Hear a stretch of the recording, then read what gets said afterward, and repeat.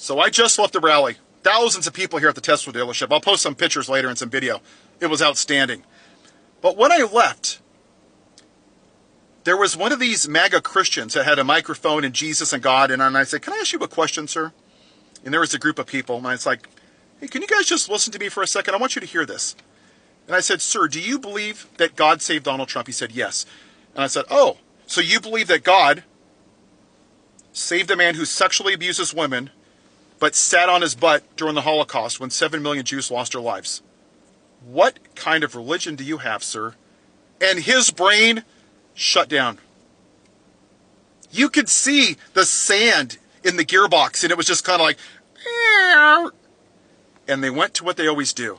Oh, you're walking away. Oh, you don't want to argue. Oh, blah, blah, blah, blah, blah. That's what they want. I was walking with a group of people afterwards, and I'm like, it's killing him that I'm not going to argue with him. See, that's what they want. These little boys peaked in high school.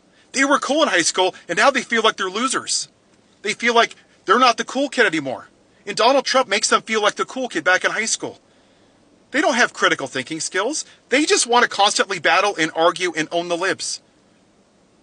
And then, about 10 minutes before, one of these MAGA guys came up to a lady, and she was really nice, and she was with her mom who was elderly. And he started talking to her. And I can tell by her body language, and I was talking to somebody else, and I'm like, sorry, give me a second. I could tell that something wasn't right. And she was trying to keep looking away, and I could tell she didn't want to talk to him. And I walked up there, and I'm like, sir, I'm pretty sure she asked you very nicely that she doesn't want to talk to you. Well, I just had a question. She doesn't have to answer your question. Why does she have to answer your question, sir? Don't you believe in freedom of speech? Yes. I'm like, then I'm going to politely ask you to leave her alone and respect her freedom of speech. And he looked at me, and he shook my hand, and he walked away. And she goes, thank you, sir, for speaking up.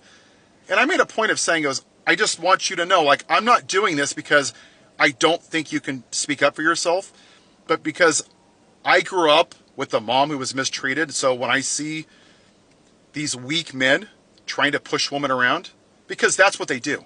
They went around and try to talk and argue with all the women, not the men, because they don't view them as equals. They view that they can just push them around. So that was my experience.